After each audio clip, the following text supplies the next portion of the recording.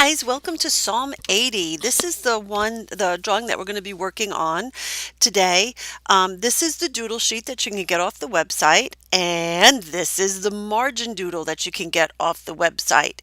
In addition, we have stickers that are $1 for the 1 week that we do the psalm. So, but you have to be on the Facebook group to get that coupon. So this week's sticker pack, I was able to get 2 pages out of it. So that's kind of fun. So, okay, I'm going to get right in, and because this is not such a long video, I'm going to get right in and give you my thoughts on Psalm 80. The part that struck me right off the bat was that this is called Rescue and Restore. I'm reading from the Passion Translation. For the Pure and Shining One, Asaph's poetic song set to the tune of Your decrees are like lilies. And that got me. What does that mean? Your decrees are like lilies. So I've been kind of pondering on that thought all week and just kind of thinking it through.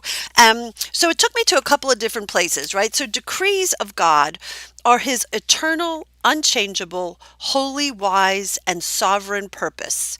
It comprehends at once all things that were or will be.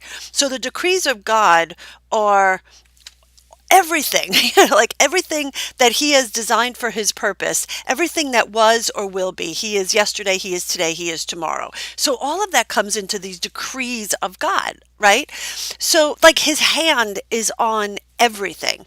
And then what is a lily? So I looked up lilies, and lilies, who knew, are just a very sturdy little bold plant. They will grow in the desert, they will grow in the valleys, they will grow on the mountaintops. They are affluent and they grow. They reproduce, and they're sturdy. So this hand of God it permeates every aspect of our existence, whether we're in a valley, whether we're in a desert, whether we're in a forest of just growth and opulence. The decrees of God, we cannot escape him. How cool is that? So let me read. Then from where we go. So starting with verse 1, Passion Translation. God enthroned, be revealed in splendor as you ride upon the cherubim. How perfectly you lead us, a people set free.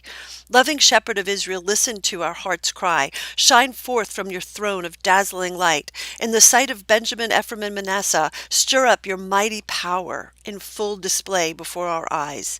Break through and reveal yourself by coming to our rescue. Revive us, O God. Let your beaming face shine upon us with the sunrise rays of glory, that nothing will be able to stop us. So that to me does speak of the presence of God in our life. You know, you might not be a believer, and you might not be in relationship with Jesus Christ. You might know of him, but your heart does not long for him yet. I feel like when you enter into relationship with him, your heart actually longs for the quiet time and for the conversations and the moments with him.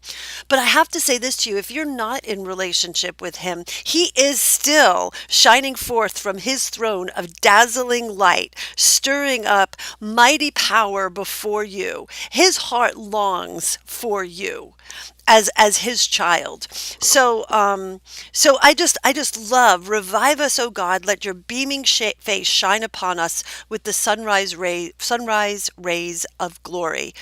His decrees are like lily. There are good times, and then there are bad times.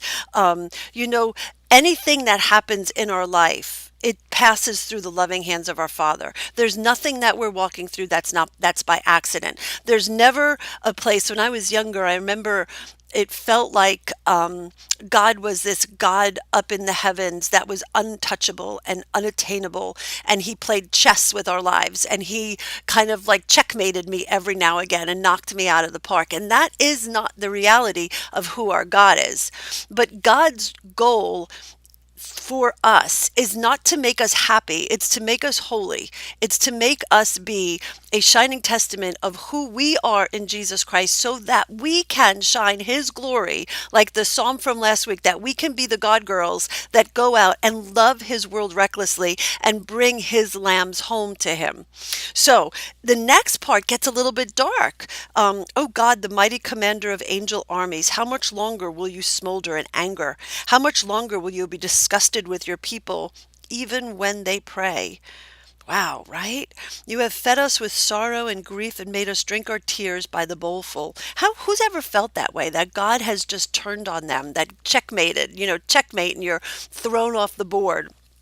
Um, You've made us a thorn in the side of all the neighboring lands, and now they just laugh at us with their mocking scorn. Come back, O God, and restore us. You are the commander of angel armies. Let your beaming face shine upon us with the sunrise rays of glory, and then nothing will be able to stop us. So I love that we're granted that promise that if we're walking through something that we don't quite understand, that his hand is with us. His decrees are like the lilies. His decrees and what is and shall be, he is there, he is present. He might feel like he's not there, like he's angry with you. Hang tight, and just grow in the place that you are. Sort of like shelter down into him and grow in the place that he's got you at. Because what I love is that there's this part that starts talking about a vineyard, and I I was torn between the angel wing and the vineyard. So here on verse 7, come back, O God, and restore us. You are the commander of angel armies. Let your beaming face shine upon us with the sunrise rays of glory, and then nothing will be able to stop us. Remember how you transplanted us here like a tender vine from Egypt. You cleared the land for your vineyard, evicting the nations from your land and planting us here. The roots of your vineyard went deep into the soil and filled the land with fruit. Because of your favor on your vineyard, blessings extended to every mountain of influence. Through this flourishing vineyard, mighty ones were raised up. The nations were blessed by your fruitful vineyard of Israel, all the way from the Mediterranean to the Euphrates. Listen, we don't know how it's all going to turn out. We don't know the end of the story. When we know the end of the story, we know that we win, but we don't know how the end of the circumstances are going to wind up. But we do know that our God is faithful and that he's with us, and he always will create fruit if we press into him. So in this moment, I want to say to you, let God of the angel armies, nothing can stop us when we press into him and we trust in his decrees and not our own plans. Thanks, guys, so much. Have a super duper week, and I'll catch you next week. Bye.